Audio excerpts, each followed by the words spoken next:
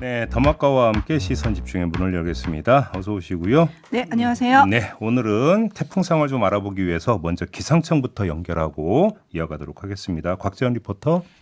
네, 태풍 카누는 현재는 강화에서 북쪽으로 80km쯤 떨어진 평양 부근 느리게 지나가고 있습니다. 오늘 오후에는 열대 저압부로 변질되며 소멸되겠는데요. 현재 우리나라에 내려졌던 태풍특보는 모두 해제됐고요. 서해와 동해상으로 풍랑, 강풍특보가 계속되고 있습니다. 함께 서울 수도권을 포함한 중서부 지방으로는 시간당 5mm 안팎의 비가 계속되고 있는데요. 강원도는 오늘 오후까지, 충남권은 밤까지, 수도권은 내일 새벽까지 산발적으로 비가 내렸다 그쳤다 반복하면서 최고 60mm의 비가 조금 더 내리겠습니다. K-팝 콘서트가 열리는 서울 마포구 상암동은 현재 예보상으로는 저녁 때는 그래도 잠시 비가 그칠 것으로 내다보고 있습니다. 오늘 남부지방과 영동지방은 30도 이상 기온이 오르면서 무더워지겠습니다. 날씨 정보였습니다. 네, 이번에는 도로 상황 알아보도록 하겠습니다. 시경 연결할 텐데요. 신재 리포터. 네, 일단 서울은 도로가 통제된 곳은 없습니다. 한강 주변으로 잠수교 수위도 4.3m로 보행자 통제 수위는 5.5m보다 낮은데요. 하천가 도로 통제는 없지만 아직 산책은 대부분 통제가 되고 있으니까 참고하셔야겠고요. 비바람이 아직 좀 강한 곳들이 많은데요. 영동고속도로 인천 쪽 양지나들목 부근에 나무가 쓰러지면서 4차로가 막혀있는 구간이 있고요. 이천에서 용인 사이로는 3, 4차로에서 긴급 보수 작업도 시행이 되고 있으니까 조심하셔야겠습니다. 통영 대전고속도로 대전 쪽 통영나들목 부근은 어제 산사태가 있었는데요. 이 때문에 아직도 2차로에서는 처리 작업이 진행 중입니다. 수도권 제1순환도로 일산 쪽 계양 부근도 사고가 있었습니다. 장수에서 계양까지 7km 구간이 이 때문에 좀 많이 밀리고 있습니다. 서울 시내는 빗길이라 평소보다 속도가 좀 떨어지는 정도인데요. 올림픽대로 공항 쪽 반포 부근은 한강공원 시설물이 올라와 있어서 한 차로가 막히면서 잠실에서 동작대교 쪽으로 정체가 좀 두드러지고 있습니다. 교통 상황이었습니다. 네, 기상 상황 그리고 교통 상황 알아봤는데요. 태풍과 관련된 소식 좀 올라온 게 있나요? 네, 일단 태풍으로 인해 가지고 전국 17개 시도에서 15,000여 명이 일시 대피했던 걸로 집계가 됐고요. 네. 오늘 오전 5시 보도에 의하면 이 중 반 이상이 귀가한 것으로 파악이 됐습니다. 그리고 항공기가 많이 결항이 됐었잖아요, 어제. 네네. 그리고 여객선도 많이 운항이 중지가 됐는데 순차적으로 좀 재개가 될 것 같고요. 일단 열차 운행은 오늘부터 재개가 된다는 발표가 나왔습니다. 네. 그래서 이동하실 분들은 체크를 좀 하셔야 될 것 같고요. 파라나 칠하나 님이 새벽에 포도밭에 갔다가 깜짝 놀랐습니다. 뒤뚝이 무너져서 사나흘은 삽질을 하게 생겼네요. 아이고. 다행인 건 포도나 다른 시설은 잘 견뎌줬습니다. 그나마 다행인데요. 모든 촌철님들 피해 없으시길 바랍니다. 오늘도 파이팅이라고 해주셨고요. 강훈님은 항상 다시 보기로만 보다가 군산에서 서울 가는 버스 안에서 실시간으로 봅니다. 군산은 비바람이 심하지는 않았는데 태풍 피해를 입은 곳이 좀 있더라고요. 라고 소식을 전해주시면서 네. 군산이니까 새만금이랑 가깝잖아요. 그렇죠. 그래서 새만금이 옆 동네라서 멀리서 잼버리 그 야영지를 한번 보셨대요. 그런데 이렇게 돼서 마음이 좀 무겁지만 모쪼록 오늘 잼버리 폐영식도 잘 돼서 마무리가 잘 됐으면 좋겠다. 이런 인사도 남겨주셨네요. 그러게요. 뭐 잼버리 이야기했으니까 그 얘기부터 한번 좀 이어가 볼까요? 네. 하나의 소식만 좀 전하겠는데요. 전국으로 이제 분산 배치하지 않았습니까? 잼버리 대원들을. 네. 그런데 여기서 좀 여러 가지 어떤 그 풍경들이 연출이 되고 있는데 형평성 문제가 불거진 게 있어서 그것만 좀 짧게 전해드리겠는데 충청북도가 수용한 잼버리 대원이 모두 2,882명이라고 그래요. 근데 충청북도가 이들의 식비를 1인당 2만 원으로 책정을 했다고 합니다. 행정안전부 지침에 따른 것이라고 하는데 청남대 등 충북 관광 명소를 탐방하러 온 영국 잼버리 대원들의 점심 식사로 마련한 출장 뷔페비는 또 1인당 3만 원이었던 적도 있었다고 하고요. 네, 행안부가 1인당 5만 원 이내로 지원해라 뭐 이런 기사를 본 것 같은데요. 그리고 이제 하루에 5만 원. 네. 근데 지금 충북은 한 끼에 2만 원. 근데 이렇게 되는 이게 거예요. 왜 문제예요? 자, 비교를 한번 해보죠. 지난달에 수해가 발생하지 않았습니까? 그래서 청주 지역에서 이재민들이 발생을 했습니다. 이들에게 식사가 제공되고 있는데 식비가 끼니당 얼마인 줄 아십니까? 8,000원입니다. 그러니까 대략 3배의 차이가 나는 거 아니겠습니까? 그러네요. 자, 이에 대해서 충청북도가 뭐라고 설명을 했냐면 식문화가 너무 달라서 적은 비용으로는 식사를 마련하기 어렵다라고 설명을 했고요. 식사마다 2만 원씩 집행되지는 않고 5천 원 이내의 대학교 학식이 제공되는 곳도 있다라는 점도 강조를 했다고 합니다. 그런데 이런 논리로 따지면 이재민도 채식 좋아하는 분 계실 거고 육식 좋아하는 분 계실 거고 생선 좋아하는 분 계실 거 아닙니까? 식문화만 다릅니까? 식성도 다를 거 아닙니까? 그러면 이거는 반영을 안 해줍니까? 한우 좋아하는 분도 계실 거 아닙니까? 아, 한우는 다 좋아하겠다. 다 그죠? 좋아하죠. 그렇죠. 없어서 못 먹는 거니까 빼고. 그러니까 결국은 내국인하고 외국인 갈라서 이거 차별하는 거 아니냐라는 얘기가 당연히 나오는 거 아니겠습니까? 예?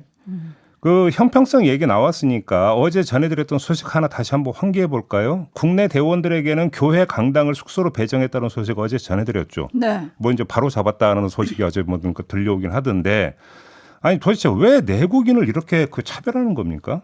대외 이미지 때문입니까? 뭐 이건 이미 망가질 대로 망가진 거 아닙니까? 그리고 대외 이미지만 중요하고 국내 신뢰도는 중요하지 않습니까? 외국인은 귀한 손님이고 내국인은 개돼지입니까? 왜 이러십니까 도대체?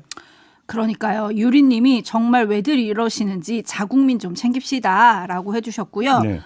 온집님이 왕은 백성을 지배 대상으로 여긴다는데 저희가 백성인가요? 라고 좀 꼬집어 주셨고요. 까루님, 똑같은 사람인데 누구는 2만 원, 누구는 8천 원. 이건 평등하지 않습니다. 라고 정리를 해주셨고, 이렇기 때문에 국민들이 오히려 그 스카우트 대원들 만나면 미안합니다라고 사과하는 분들이 계시다고 하잖아요. 그러니까요. 김창면 님이 어제 퇴근하면서 지하철에서 잼버리 대원 만났는데 제가 미안하다고 했네요.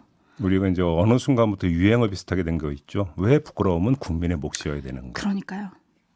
이제 왜 사과는 국민의 몫이어야 되는가. 이런 그러니까요. 얘기까지 해야 될 것 같습니다. 네, 그리고 국내 대원들의 그 좀 부실했던 잠자리 관련해가지고 어제 오후에 조직위가 보도자료를 냈는데 네. 잼버리 한국 참가자들의 숙소 재배치를 완료했다 이런 내용이었거든요. 근데 거기 보면 숙소 여유가 없어서 불가피하게 종교시설을 배치했었는데 이동을 원하는 참가자에 대해 숙소 재배치를 완료했다고 했어요. 그러니까 다 일괄적으로 한 것도 아니고. 요것도 조금 체크 포인트가 있는 것 같고요. 예. 그리고 지금 저희가 식사 지원비를 얘기를 했잖아요. 근데 지금 각 지자체가 이 돈을 일단 예비비로 쓰고 있다는 겁니다. 네. 그 왜냐하면 행안부가 똑부러지는 기준을 제시를 한 게 아니에요. 네. 그래서 일단 예비비 먼저 쓰고 중앙부처에서 정산해 주겠지라고 하고 지금 쓰고 있다는데 어제 보도에 따르면 이 중앙부처가 정말 100% 다 지원을 해 주실 건가 이거에 대해서 지자체 그 공무원들이 좀 반신반의하고 있다. 근데 여기서 우리가 좀 그 체크를 해야 되는 게 그 참가한 그 스카우트 대원들로부터 참가비 받았잖아요. 받았죠. 그러니까 100만 원 좀 안팎에. 그러면 여기에 그러면 이제 식비가 포함이 되어 있느냐? 만약에 포함이 됐다면 그러면 끼니당 얼마로 그 책정이 되어 있는가를 체크를 해야 되는 겁니다. 예를 들어서 그러면 그 끼니당 뭐 예를 들어서 5천 원으로 책정되어 있는데 충청북도가 만약에 2만 원으로 책정을 했다면 15,000원의 갭이 발생하는 거잖아요. 그러면 그걸 정부가 책임진다는 얘기입니까? 근데 왜 그걸 정부가 왜 책임지는 겁니까? 그럼 애당초 참가비에 만약에 식대가 포함이 됐다면 그 식대 기준에 맞춰서 하라고 하면 되는 거 아닙니까? 그러니까 행안부가 1인당 1일 5만 원이라는 식비를 그 산정한 기준이 뭔지를 좀 밝혀야 되는 부분이 있다. 이런 말씀도 좀 함께 드리겠습니다. 지금 일단 급하게 확인해 본 결과로는 잼버리 참가비에는 텐트와 장비, 식비 등이 포함이 된다라고 나오긴 하네요. 그러니까 그러면 이제 그 참가비에 식비가 포함이 되어 있고 그러면 끼니당 얼마라는 기준액이 있을 거 아닙니까? 그러면 지자체에도 그 기준액에 따라서 지침을 하다라면 되는 거잖아요. 행안부가. 그렇지 않습니까? 그러니까요. 좀 따져봐야 될 일이고요. 그리고 지금 촌철님들이 오늘 아침 보도가 됐던 프랑스 르몽드지 기사를 지금 많이 올려주고 계신데 그 공금 횡령 가능성이 지금 보도를 했잖아요. 외신 르몽드지에서. 그래서 이런 부분도 조금 꼼꼼하게 살펴야 되는 거 아니냐 이런 얘기들이 많이 올라오고 있는데 잼버리는 끝나도 끝난 게 아닐 것 같은 느낌이 듭니다. 끝나면 이제 뭐 대대적인 어떤 감찰에 들어가야 되는 거 아니겠습니까? 네. 그럼 그 결과를 좀 봐야 되겠죠. 일단 오늘 K-팝 콘서트가 제발 안전하게 마무리됐으면 좋겠다. 네, 이 네. 말씀도 전해드릴게요. JB타임즈 다음 주목할 뉴스 어떤 겁니까? 코스트코 노동자 김동호 씨가 6월에 사망한 일이 있었죠. 이 사건을 조사하기 위해서 노동부와 산업안전보건공단이 지난달 31일 코스트코 하남점을 방문을 했습니다. 고인이 사망할 때 주차장에는 냉풍기도, 에어컨도, 공기순환장치도 가동하지 않았는데 조사 나온다고 하니까 주차장 일부 구역에 냉풍기를 설치를 했다고 합니다. 조사 나온 사람들은 냉풍기가 설치된 상태에서 작업 환경 온도를 측정을 했다고 합니다. 그리고 3일에 2차 조사를 나왔는데 이때도 마찬가지였다고 합니다. 이러면 조사 결과가 당연히 왜곡되는 거 아닙니까? 당군이죠. 그래서 논란이 되니까 4일 냉풍기를 모두 끈 상태에서 조사를 진행을 했고요. 8일과 9일에도 그렇게 조사를 했다고 합니다.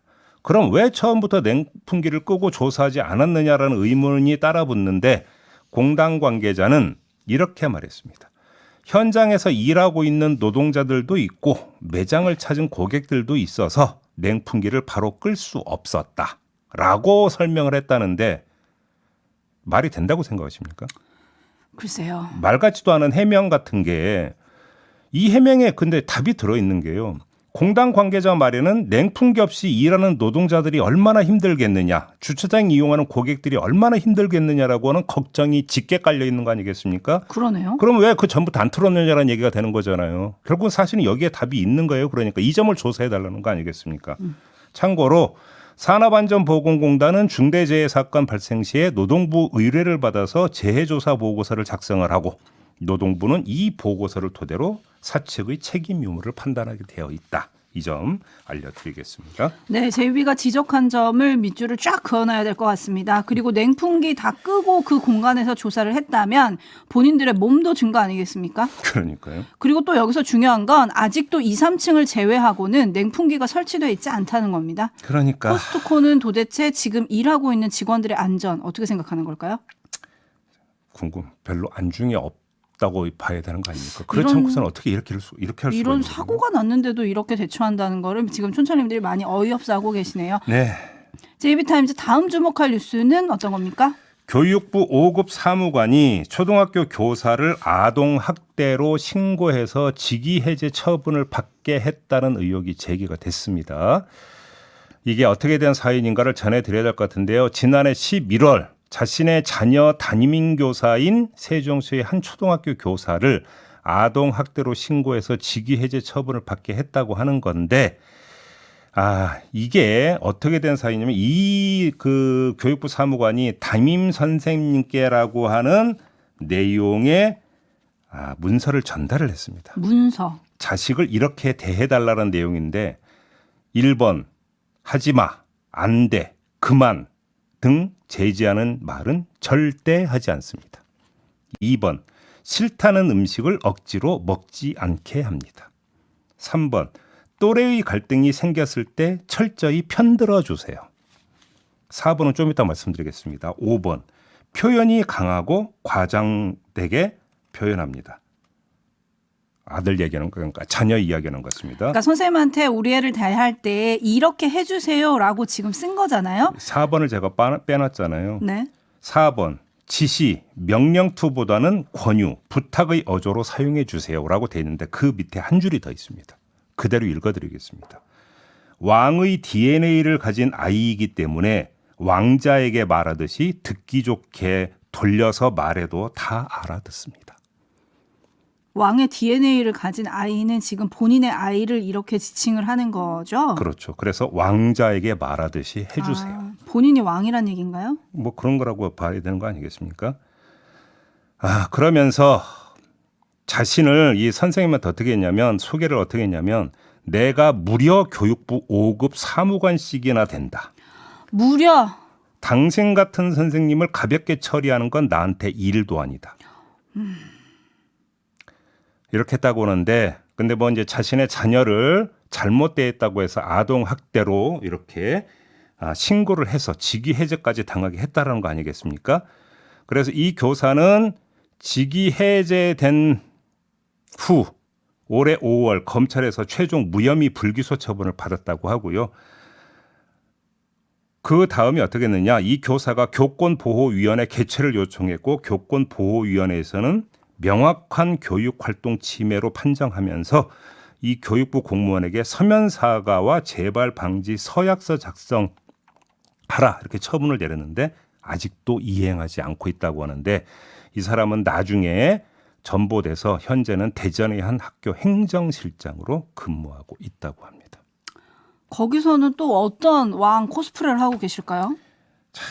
그 학부모 갑질한다는 이야기 참 많이 전해드렸는데 그 갑질하고 있는 학부모의 교육부 공무원이 있다면 뭐 더 말할 게 뭐가 있겠습니까? 네?